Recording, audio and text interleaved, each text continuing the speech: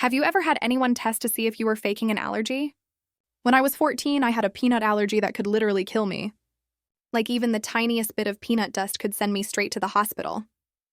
My EpiPen was attached to me like a third arm. Everyone who knew me understood this wasn't some joke. My throat would close up and I'd be done for. My best friend back then was this kid named Ryan. We'd been tight since third grade, always hanging out, playing video games, the usual stuff. His mom, Karen, was one of those parents who always seemed a little annoyed by everything kids did these days. She'd roll her eyes whenever someone mentioned food allergies or accommodations at school events. One Saturday, Ryan invited me over for lunch. I was excited because Karen was making her famous chicken and rice dish that everyone always talked about. But when I got there, I did what I always did, asked if there were any peanuts or peanut oil in the food. Karen gave me this tight smile and said, "Don't worry, sweetie. It's all safe for you." She set the plate down in front of me and I started eating. It tasted really good, kind of nutty and flavorful, but about halfway through, something felt wrong. My lips started tingling like that weird sensation you get when your foot falls asleep but in your mouth. Then my throat felt scratchy and itchy. I stopped eating and asked Ryan's mom again, "Are you sure there's no peanuts in this?" Karen just stared at me with this weird expression and said, "You're fine, Lucas. Keep eating." But the tingling was getting worse and I could feel my face starting to feel puffy. I jumped up from the table and ran to the bathroom. When I looked in the mirror, my lips were swelling up like balloons and there were red blotchy spots around my mouth. My heart started racing because I knew exactly what was happening. I grabbed my backpack and pulled out my EpiPen with shaking hands. I'd only had to use it twice before, but I knew the drill. I stabbed it into my thigh, right through my jeans, and held it there for 10 seconds. The medicine burned as it went in, but I immediately started feeling a little better. Ryan came running into the bathroom, asking what was wrong. I told him I was having an allergic reaction and needed to go to urgent care right now. He looked confused and scared. While we were waiting for his dad to drive me, Ryan pulled me aside and whispered something that made my blood run cold. "Dude, I have to tell you something. My mom said she didn't believe you were really allergic. She used peanut oil in the chicken to prove it. She thought you were just being picky." I couldn't believe what I was hearing. This woman had deliberately poisoned me just to test if my allergy was real. My hands were still shaking from the EpiPen as we drove to urgent care. The whole time, Karen sat in the front seat acting like nothing had happened. At urgent care, they gave me more medicine and monitored me for a couple hours to make sure I was okay.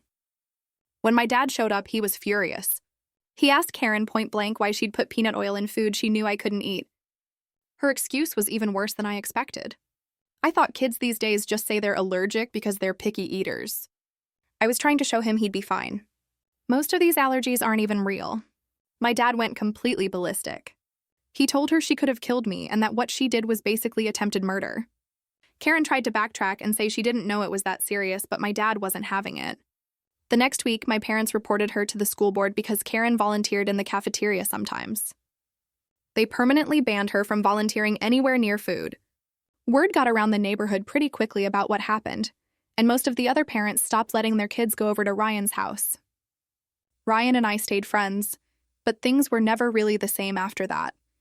After that day, I never ate at anyone else's house again without bringing my own food or triple-checking every single. When I was 14, I had a life-threatening peanut allergy. Even the smallest trace of peanuts could land me in the hospital. My EpiPen was my constant companion. Everyone knew this was serious.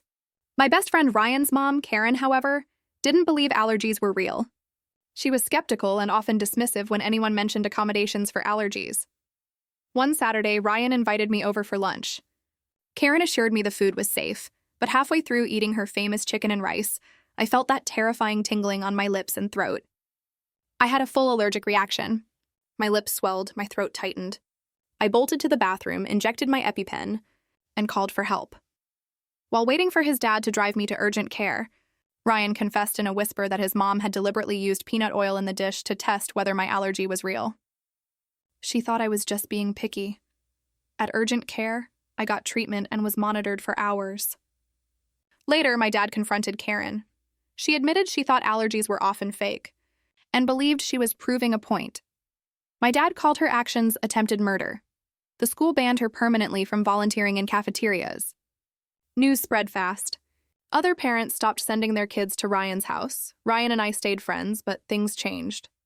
I never ate at friends' houses without checking carefully or bringing my own food. That terrifying day taught me how real and dangerous allergies are, and how cruel some people can be when they don't understand. But it also showed me the power of vigilance and advocacy for my health. Story. My wife handed me divorce papers after she inherited over $10 million and told me to leave the house immediately. As I was packing my bag, my wife yelled, "You're not taking anything from here. Hand over that bag." When I refused, my wife's brothers dragged me out of the house by my hair. But before I left, I warned them that they would regret it greatly. What happened next was something they never saw coming. Chapter 1. The Bag. I was halfway through folding 2 shirts into a weekend duff when the front door opened like a scene change. My wife Alina didn't even take her sunglasses off. She slid a manila envelope across the kitchen island. Sign pack. Go. The top page said petition for dissolution. Her new manicure tapped the signature line like a metronome. "Is this a joke?" I asked. "We just buried your uncle last week." "It's not a joke," she said, voice flat. "And don't play sentimental with me." The trust wired this morning. 8 figures. "I'm done subsidizing your hobbies. My job is not a hobby." I kept my voice low. "And this is my house, too." "It was," she said, pulling her phone out to film me like I was a wildlife sighting. "Now it's mine." "I'm not negotiating, Liam. Pack your bag and leave behind her." Her brothers shouldered in. Victor first, all gym shoulders and cheap cologne swagger. Then Dimma with the permanent smirk. They didn't bother with hello. They fanned out like security at a nightclub. Alina pointed at the duffel. "He's not taking anything from here." "Hand over that bag." "It's clothes and my laptop," I said. "Personal property. Don't touch it." "Losers don't get laptops," Dimma said, and the smirk widened. The smart thing would have been to put the phone on record. I was already there. I'd tapped my screen the second the envelope slid across the counter. The red timer in the corner ticked past 0 hours, 1 minute, and 42 seconds. "Alina," I tried once more, softer. "We've been married 7 years. I paid your bar exam fees twice. I sat in ERS with your mom. I cooked meals for your uncle when chemo made him sick. You don't have to do it like this." That got a laugh. Hers brittle and too loud. "You love speeches. Here's mine. You are a drag on my image, on my income, on every room you enter. Sign the papers, hand over the bag, and walk out with a little dignity for once." I zipped the duffel. No, Victor didn't warn me. He just grabbed a fistful of my hair and yanked me backwards so hard my eyes watered. Dimma came in from the side, snatching at the strap. The phone clattered across the tile and kept recording. Just at shoe level now. Alina's voice carried sharp and clear. "Get him out. He's trespassing." "You can't trespass in your own house," I said through my teeth, visions sparkling. They frog marched me to the porch. My scalp on fire, my feet stumbling for traction. A neighbor looked up from a stroller, eyes wide, then disappeared back behind a hedge. There was a split second where I thought about swinging, and then I remembered every case I'd worked where the one punch ruined the right person's whole clean record. I didn't swing. They dumped me on the front steps. The duffel hit my ribs, then vanished back inside with Dimma. The door slammed. The new smart lock chirped for a long beat. It was just me, the ache in my scalp, the dirt in my teeth, and the sound of my own breath. Alina opened the door again, just enough to slide the envelope after me with her toe. "You have 30 minutes to be off the property." After that, I call the cops and tell them, "You're unstable. Make good choices, Liam." I pushed myself up, wiped my hands on my jeans, and looked at all 3 of them framed in the doorway. The brothers puffed up, Alina lit from behind like a stage actress who finally got the role she wanted. "Okay," I said. "Here's my speech." I met each pair of eyes in turn. "You just committed a felony battery on camera. You also attempted a self-help eviction of a co-owner, which is illegal in this state. You threatened to make a false police report, and you impeded me from removing my effects. I'm going to the ER, then I'm going to the police, then I'm going to call the trustee whose name is on your wire, Alina. Because you didn't read the trust." Her chin twitched just once. "What trust?" Victor said, the word trust coming out like a new language. "The one with a conduct clause," I said. "The one your uncle asked me to proof before he signed. The one that freezes distributions if the beneficiary engages in criminal acts or moral turpitude, like assault or fraud or filing false reports to weaponize the system." Elena's mouth opened, then snapped shut. "You're bluffing." I smiled, not friendly. "Then you have nothing to worry about." I walked down the steps. My scalp throbbed. My hands shook. But the part of me that tracks details for a living was already lining up the dominoes. Photos of the hair torn out, ER intake notes, time-stamped video, doorbell cam, neighbor witness, 911 call, temporary protective order, motion for exclusive possession, injunction against asset dissipation, notice to trustee. Section 9.3, bad acts. At the sidewalk, I turned back once. You will regret this, I said. Quiet, not a threat. More like a weather report. Sooner than you think. I didn't wait for an answer. I got in my car, shut the door, and in the rearview mirror, watched the three of them collapse into fast, overlapping whispers.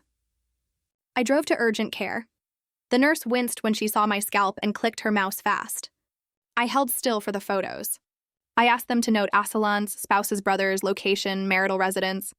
Then I stepped outside and called the non-emergency line because if you want the dominoes to fall in the right order, you don't rush the first one.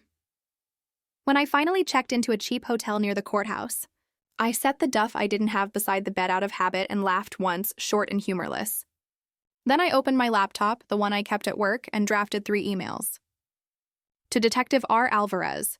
Subject line assault battery at address video attached to my attorney. Subject line emergency TTRO plus exclusive use control. And to S. Mendel, trustee.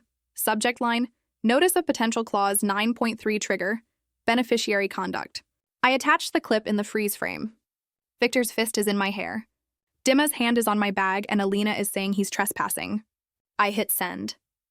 Then I lay back on the bed, ice pack under my neck, and for the first time all day let myself feel it. Not just the anger, but the grief. 7 years, holidays, hospital rooms, ordinary Tuesdays. You don't amputate that without some phantom pain. My phone buzzed on the nightstand, an unknown number. I let it go to voicemail.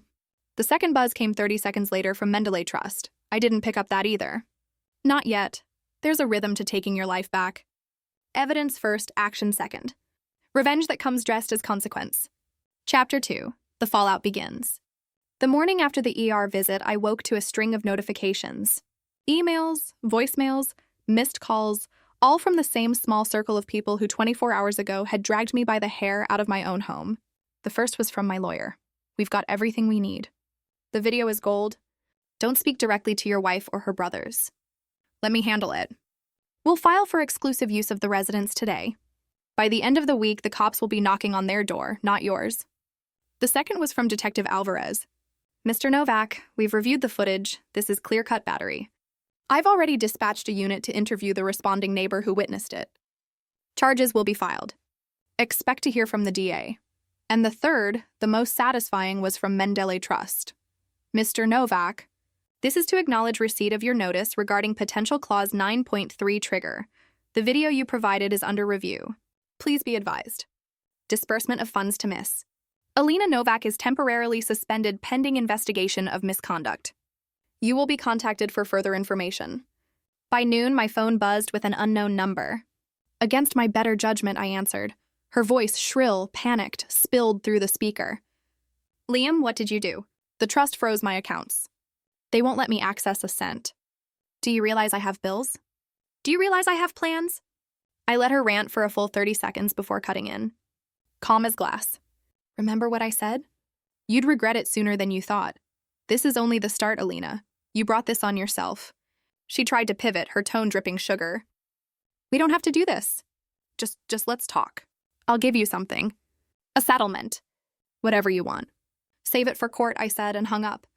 That evening, my lawyer called again, almost amused. Victor and Dimma thought roughing you up was no big deal. Unfortunately for them, the DA thinks otherwise. They'll be getting charges. And the best part, any conviction tied to this case further strengthens the trust's conduct clause. Alina's inheritance is chained to their stupidity. I pictured the Smug brothers in handcuffs, their swagger evaporating. For the first time in days, my scalp didn't ache. Alp. That night, I sat in my hotel room drafting one more email. Not to a lawyer, not to the trust, but to a journalist I knew from years back. Someone who specialized in high society scandals. I didn't attach the video yet, just tease the story. Prominent family inherits millions within 24 hours. Domestic assault, trust freeze, police charges. Interested? Her reply came in 5 minutes. Tell me everything. I smiled at the screen. This wasn't just about money anymore. This was about making sure none of them, Alina, her brothers, her smug family, could ever rewrite the story to paint themselves as victims. This time, the truth would be loud. Chapter 3, The Courtroom Hammer. 2 weeks later, I walked into the county courthouse wearing the same calm expression I'd worn when Elena's brothers dragged me by the hair. Only this time, the bruises were gone, replaced with polished shoes and a folder of ironclad evidence. Alina arrived flanked by her brothers, their arrogance still intact despite the pending charges. She looked smug, like she still believed money could erase everything. Her lawyer whispered something to her as they sat down, but the confidence in her eyes faltered when she saw the DA enter with a box of files. The BIFE called order. The judge, stern, no-nonsense, and known for her intolerance of theatrics, scanned the docket. This case concerns both criminal charges of assault and civil proceedings related to divorce and property distribution. I understand there are significant funds at stake. Let's proceed. Elena's lawyer launched in first. Your Honor, this is nothing but a bitter husband trying to cling to wealth that rightfully belongs to my client. The judge cut him off. Save your speeches. Show me evidence. That was our cue. My lawyer stood and calmly cued the footage. The screen lit up with the video. Alina's brothers yanking me by the hair. Her shouting as I clutched my bag the moment they shoved me out the door. Gasps echoed in the gallery. Even the judge's eyebrows arched. Clear battery, she said flatly. The DA's office may proceed with criminal charges against the brothers. Victor muttered a curse under his breath. Dimma went pale.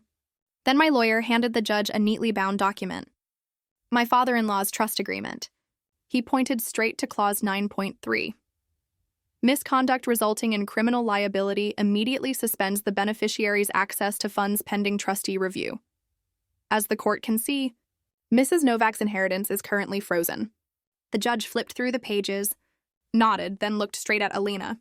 You're telling me you filed for divorce the very day you inherited millions, and within 24 hours your brothers assaulted your husband in your presence, and you want this court to believe you're the victim? Her lawyer stammered. Alina's lips trembled. That's when I leaned forward and whispered to my attorney. He nodded, then addressed the court. Your Honor, before we adjourn, we'd like to submit one more piece of evidence. A series of recorded voicemails left by Mrs. Novak herself after the trust freeze. In them, she explicitly admits she only married Mr. Novak for security and intended to discard him the moment her inheritance came through. The first recording played, her voice sharp, venomous. I don't need you anymore. I've got the money. You'll be nothing without me, Liam. Nothing. The courtroom went silent. The judge leaned forward, hands steepled. Well, Mrs. Novak, you've certainly made my job easier. Her gavel cracked like thunder. Temporary possession of the marital residence awarded to Mr. Novak. Inheritance funds remain frozen pending trustee decision. Criminal proceedings against the brothers to proceed immediately. Court is adjourned. As I walked out of that courtroom, her lawyer shouted after us, "This isn't over." But Alina wasn't looking at me anymore. She was staring at the floor, pale, realizing the life she'd built on arrogance was collapsing faster than she could stop it. And I hadn't even played my last card yet. Chapter 4, The Public Exposure. The courtroom victory was satisfying, but it wasn't enough. Alina and her family still believed they could hide behind money, silence the story, and bounce back. What they didn't realize was that I had already taken the fight outside the courthouse. 2 nights earlier, I'd met with a journalist I trusted, Maya, a seasoned investigative reporter who had a reputation for peeling back the glossy surface of wealthy families and exposing the rot beneath. She listened quietly as I laid out the story, showing her the trust documents, the video of the assault, and the recordings of Alina mocking me. Her pen scratched across the notepad as she nodded slowly. This isn't just a domestic scandal, Maya said finally. It's about greed, abuse, and power. People will eat this alive. We agreed on one condition. She wouldn't release anything until after the initial court ruling. That way, the press coverage wouldn't jeopardize the case. Now, with the ruling secure, she was ready to move. The morning after court, while Alina's lawyer scrambled to file appeals, the story broke. Ayaz faces allegations of fraud and domestic abuse after inheritance windfall. The article was brutal. It outlined everything. The assault, the trust clause freezing her inheritance, her recorded threats, and the courtroom humiliation. Screenshots of the video were blurred but recognizable. My name was kept discreet, but anyone in our city knew who she was. Within hours, her face was plastered across news sites and trending on social media. Commenters shredded her. How do you inherit millions and still end up in court for assault? That voicemail is chilling. She deserves to lose everything. Imagine treating your husband like that while living off his family's business.